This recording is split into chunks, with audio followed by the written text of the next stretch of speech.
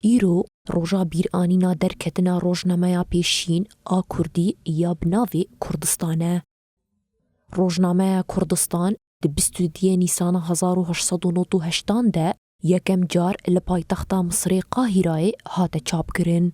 جوی دمه و 22 نیسانی وکی روژا روژنامه گریا کردی هات دستنیشان کرن و افروش تی پیروز کرن. روژنامه وانین هریمی دیار کرن کو 22 نیسانی بو ستون و بنگه که سرکه جراغاننا کردیره و ایرو بسایا روژنامه کردستانی روژنامه وانین هریمی تیکوشینا گل جرایا گشتیره رادگینن. وی وسیله بریا روزنامه‌نگاری کردی کمکاری جاری کردن جهان را دنگ دوزا کرد ام جتواهی جهان را راکینن او یک جی روزنامه‌وانین کرد لچار علیین جهان او یک اثبات کردن به تایبت باکور و رجالات سوریه ده به شورش کوهاتی دست بیکرند گلک دست کفتیم و شورشه هبون یک جوی یکی روزنامه‌نگاری کردی بو کنها دا آستکی هری بلند دا خبات خود ده مشاندن دا راستی جی ده هم وقتیا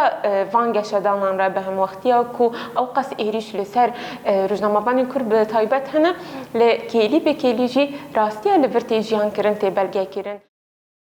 هروها روژنامه‌وانان تکس کرن کو شورشا روش آوا فرسندک داوان کو کدا سالان آ روژنامه‌نگاریا کردی بپاریزن و خودی لدوز و دنگ کردان درکوین. ده پشتی بتایبتی جی شورشا گو لروج آبای کردستانی گو درکت آبایا بو گابک ممکنه بیشن گابک هری سرکفتی گو ملتی ما کاری بو دنگی خواب کین هر دبری دریا راگاندنی ممکنه بیشن وقتی مینا که هری داوی دستی اتشینی ده صدا